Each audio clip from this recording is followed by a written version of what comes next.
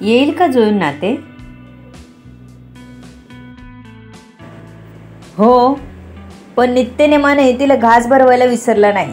इथून पुढे नीता आणि प्रकाशनी फिरायचं प्लॅन केलं. मस्त 2-3 ठिकाणं फिरून आले. नितांचं मूड खूपच फ्रेश दिसत होता. त्यांना आनंद वाटत होता. प्रकाशने खूप साऱ्या ॲक्टिव्हिटीज खास नितांसोबत केल्या होत्या. जवळजवळ 8 दिवस ते दोघेच फिरले. प्रकाशने नितांसाठी गाणं गायलं, खूप साऱ्या शायऱ्या केल्या, ज्याने नितांचं मन खरंच प्रसन्न झालं होतं. एकांतात गप्पाही मारल्या, जुन्या आठवणींना उजाळा दिला. दोघंही या 8 दिवसात मस्त मजा करून आले. प्रकाशने तर आधीच सांगितलं होतं सर्वांना की कामाशिवाय कोणीही फोन करायचा नाही. हा आमचा दोघांचा स्पेशल टाईम आहे. आदित्य रोज एक चौकशीचा मेसेज करायचा आठवणीने. प्रकाशही त्याला न चुकता रिप्लाय देत होते. नितांच्या स्वभावात आमूलाग्र बदल ह्या काळात प्रकाशना जाणवला. तेव्हा मनाशी त्याने ठरवलं की ही चूक पुन्हा करायची नाही. माझ्या नीताला मानसिक तणावातून जावं लागलं ह्यापेक्षा अजून दुर्दैव ते काय. प्रकाश आणि नीता 8 दिवसांनी घरी आले. नीता तर खुश होत्या, पण त्यांना खुश बघून प्रकाशही खूप खुश होते. असेच मस्त दिवस बरोबर निघून गेले होते. आता गावी लग्नाला जायची तयारी करणं गरजेचं होतं. सगळ्यांना आदित्यने कामाला लावलं होतं. एक टीम दिव्याच्या गावी सुद्धा पोहोचली होती. तिकडे दिव्याच्या आईबाबांना काहीच त्रास नको म्हणत सगळं कसं छान चालू होतं. दिव्याच्या चेहऱ्यावर दिवसेंदिवस तेज चढत होतं. हे आदित्यच्या प्रेमाचं तेज होतं. ती खुश होती. आता कसलंच टेन्शन नव्हतं. आदित्यसोबत रोज ऑफिसला जात होती. आदित्य मात्र तिला नाना तऱ्हेने छळत होता. दिव्या हल्ली मज्जा घ्यायला शिकली होती. आता लटकं रागवून, रुसवा धरून, मध्येच अबोला धरून आदित्यला बरोबर आपल्यापर्यंत आणत होती. आता आदित्यला दिव्याशिवाय एकही मिनिट चैन पडत नव्हती. ती म्हणाली की मी घरी राहते तरी त्याला नको वाटायचं. दोघे जोडीने ऑफिसला जात आणि जोडीने घरी येत. 2 दिवसांनी जायची तारीख ठरली. आदित्य आणि टीमची घाई चालू झाली. दिव्या मात्र निर्धास्त होती. फक्त तिला मध्ये मध्ये कधीतरी थोडा थकवा जाणवायला लागला होता, पण ते एवढं काही वाटलं नाही. तिने तिकडे लक्षही दिलं नाही. ती रोजच्या व्यवहारात स्वतःकडे जास्त लक्षही देत नव्हती. आदित्य सगळं करणारा होता, त्यामुळे तिला कसलीच चिंता नव्हती. उद्या निघायला लागणार त्याआधी प्रकाश नीतांजवळ येऊन बसले. प्रेमाने त्यांच्या केसांमधून हात फिरवत त्यांनी बघत होते. नीता, मधुकर हे माझे मित्र नसून डॉक्टर होते. तुझा कोर्स आज पूर्ण झालाय. तुझ्यात फरक जो दिसतोय त्या गोळ्यांचाच आहे. माझ्या वागण्याबद्दल डॉक्टरच मला म्हणाले. त्यानंतर मी माझं वागणं बदललं नीता. आता मी पुन्हा तुझ्याशी कधीच असं वागणार नाही. मी खरंच प्रेम करतो तुझ्यावर. फक्त मला कळलं नाही कसं वागायचं ते. त्यामुळे तू इतकी मानसिक तणावात जाशील असं तर कधीच वाटलं नव्हतं. मला माफ करशील? प्रकाश आता नीतांच्या खांद्यावर डोकं ठेवून म्हणाले. कारण खोटं बोलून उपचार करवल्याचं शल्य त्यांच्या मनात खात होतं. म्हणून ते आज हलकं फील करत होते. नीता ऐकता ऐकताच रडत होत्या. नीतांना आता शांत वाटत होतं. चिडचिड होत नव्हती. मनातून आनंदही होत होता. पण त्या काहीच बोलल्या नाही. मला दिव्याची माफी मागायची आहे. मी असं का वागली तिच्याशी माझं मलाच कळत नाही. माझ्या आधीसाठी मी तिचा तिरस्कार केला, नीता म्हणाल्या. नीता, खरंच तुला असं वाटू लागलं म्हणजे तू खरंच बरी झालीस? प्रकाश खुश होत म्हणाले. काय हो, नीता म्हणाले. मी आत्ता दिव्याशी बोलतो. आपल्या लाडक्या सासूबाईला माफ करते का ते बघू, प्रकाश हसत म्हणाले. नाही रागवणार ती माझ्यावर, खुश होईल उलट. माझीच चुकी होती, मी माफी मागेल तिला, मला ते नक्कीच माफ करेल. नीता म्हणाल्या. तुझा एवढा विश्वास आहे? प्रकाशने आश्चर्याने विचारलं तिला. हो, कारण ज्या अर्थी एवढं करूनही ती पाया पडायला आली त्या अर्थी तिच्या मनात माझ्याविषयी नक्कीच राग नाही. ती मला लगेच माफ करेल. नीता म्हणाल्या. हो का? मग झाल्या का मला उशीर कशाला? आपण आत्ताच आदित्यच्या ऑफिसला जाऊ, प्रकाश घाई करत म्हणाले. अहो त्याला फोन तरी करा, नीता म्हणाल्या. नको, त्याला सरप्राईज देऊया, प्रकाश म्हणाले.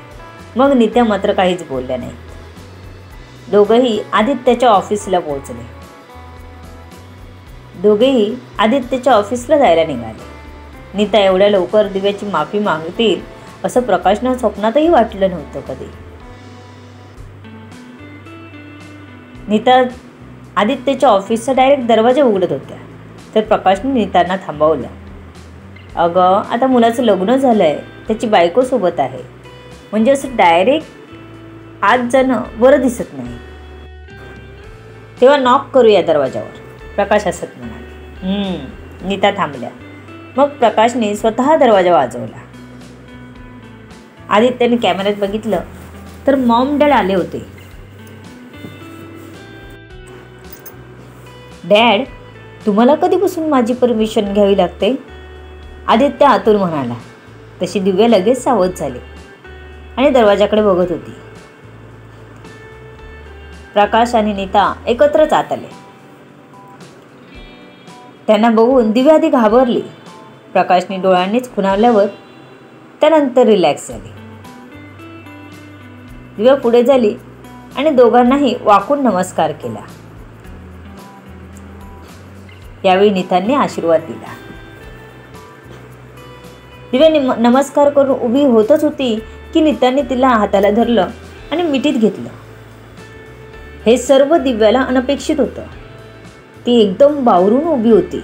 तिला काय करावं काहीच कळत नव्हतं. दिव्या, मला माफ करशील?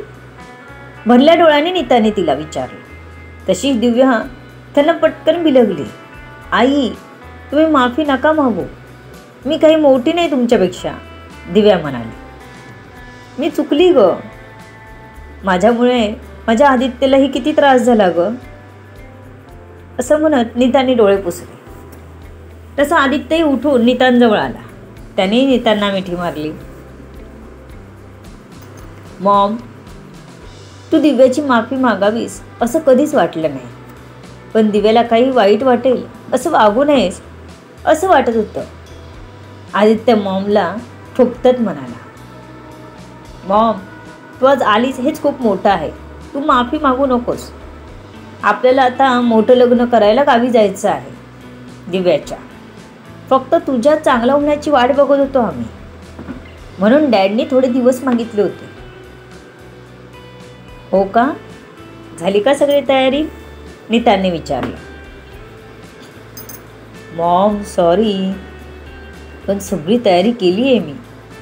तू चांगली होशील याची खात्री होती म्हणून आम्ही तयारी केली, आदित्य म्हणाला. म्हणजे मॉमला सांगितलं नाही म्हणून राग तर येणार नाही ना, हा विचार आदित्यच्या डोक्यात आला. ठीक आहे आदित्य, कधी जायचं आहे गावी? नीताने विचारलं. मॉम, उद्याच रात्री आपण इथून निघणार आहोत.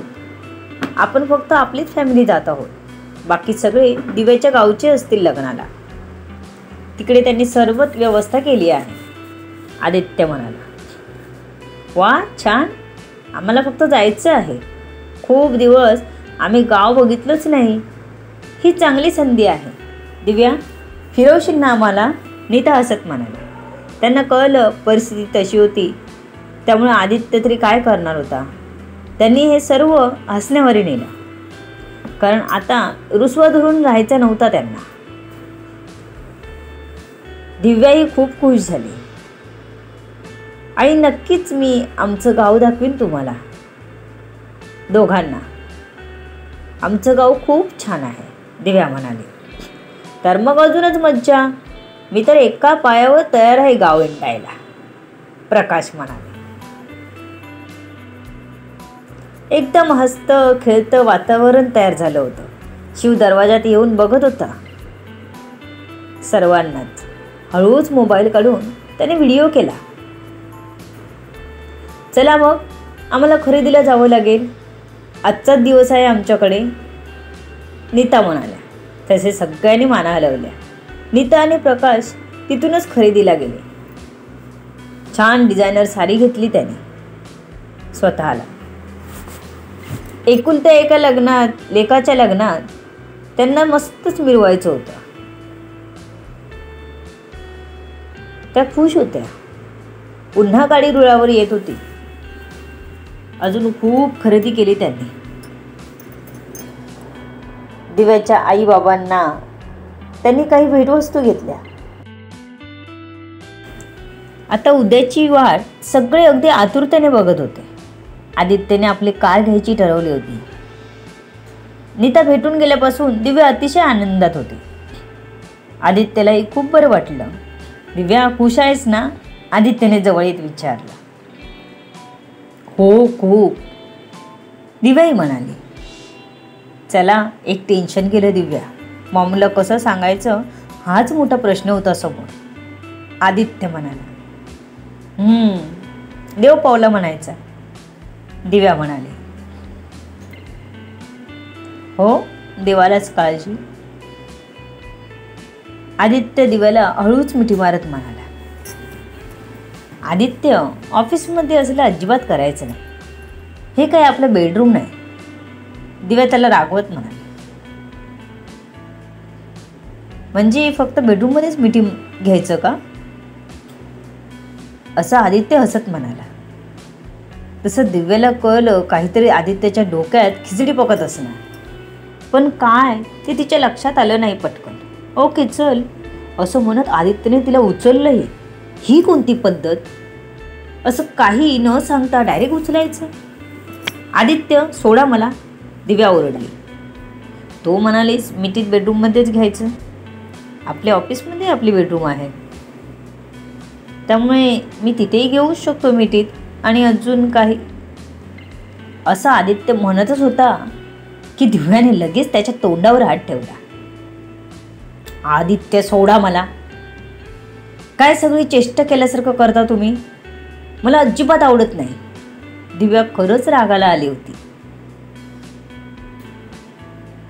आदित्यने तिला हळूच खाली सोडलं.